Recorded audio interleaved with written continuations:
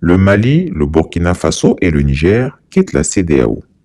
Alassane Ouattara interrompt ses soins à Paris et précipite son retour à Abidjan ce mardi 30 janvier 2024.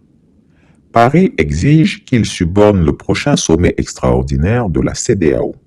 Alassane Ouattara, je l'ai maintes fois indiqué, est un grand malade de la République. Nul besoin d'être médecin pour en faire le constat. De jour en jour, sous notre nez, on le voit en train de grossir, d'enfler, avec une respiration difficile et de plus en plus saccadée. Et pourtant, ce sont ces militants qui, les premiers, moquent la santé des autres hommes politiques, les accusant d'être des souffreteux.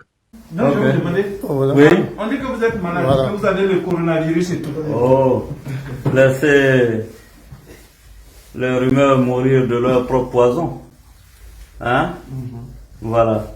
Je vais très bien. Et j'aimerais que à Abidjan, les autres fassent autant de transparence que moi en matière de santé. Ce n'est pas moi en plus qui a enlevé le bulletin de santé dans la Constitution au titre des critères pour se porter candidat à l'élection présidentielle en Côte d'Ivoire. Vous comprenez? Voilà, donc je vais très bien. Merci. Le vieux Grigou est soumis à un contrôle médical régulier et obligatoire en France, ainsi que des soins médicaux, au minimum tous les 2 mois. Notons qu'en 13 ans de règne, l'homme qui s'est présenté aux Ivoiriens comme étant le plus grand économiste de la planète, ayant développé l'économie du Japon, a été incapable de construire un seul hôpital digne de lui en Côte d'Ivoire.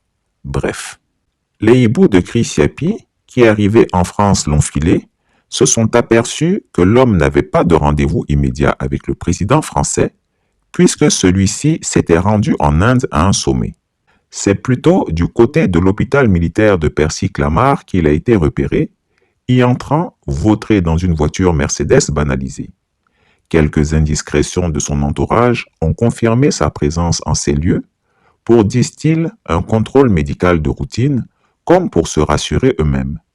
D'autres sources indiquent que le despote des lagunes devrait prolonger son séjour juste pour pouvoir rencontrer son gamin de maître Emmanuel Macron, afin de justifier son absence à la Coupe d'Afrique des Nations organisée par la Côte d'Ivoire.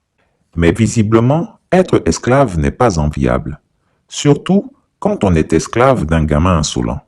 C'est hélas le triste sort d'Alassane Ouattara.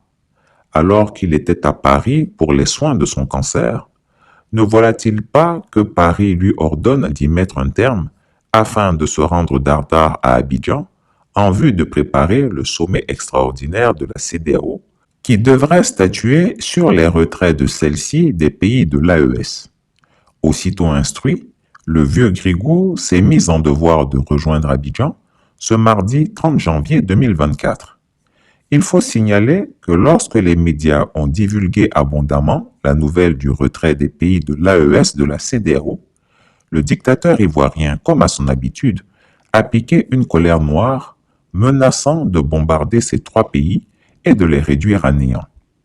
Il a assuré à Emmanuel Macron au téléphone que cette fois, il ne se laisserait pas faire et qu'on allait voir ce qu'on allait voir, mais qu'il était hors de question de laisser des putschistes illégitimes et voyous prendre de telles décisions. Il rajouta qu'il ne permettra pas que ces médiocres soldats lui fassent l'affront continuellement. Chers abonnés, vu la colère d'Alassane Ouattara, selon vous, que va-t-il faire cette fois? Ne va-t-il pas, au lieu d'un bataillon de 850 hommes, mobiliser 50 bataillons de 850 hommes et prévoir un budget de 9 mois de guerre violente? Quelle plaisanterie! Affaire à suivre. Et cela dans l'indifférence de certains pays voisins et des organisations sous-régionales, dont la CEDEAO.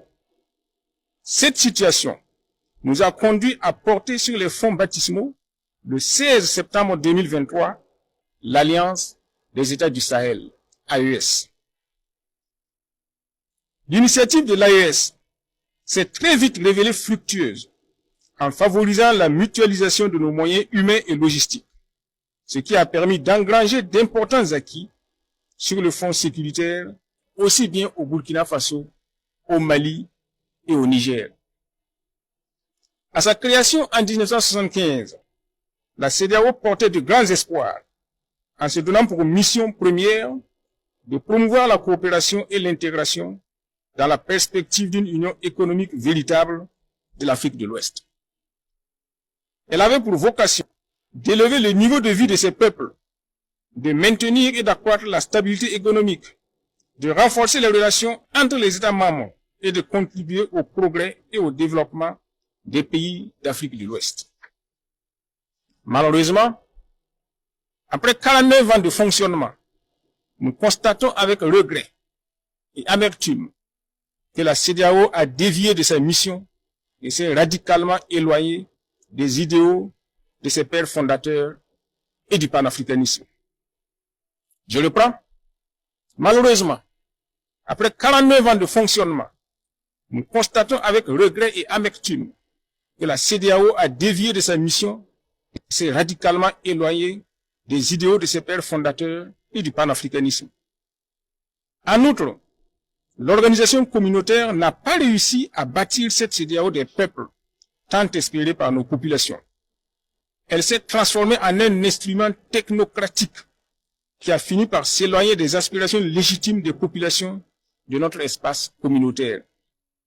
Pour s'en convaincre, nous avons tous noté l'indifférence de la CEDEAO face au massacre de nos vaillantes populations, à la crise humanitaire qui frappe nos concitoyens et aux multiples tentatives de déstabilisation de nos États respectifs. Face à une telle situation, nous ne pouvions faire autrement que de nous assumer en quittant cette organisation qui ne satisfait plus nos attentes.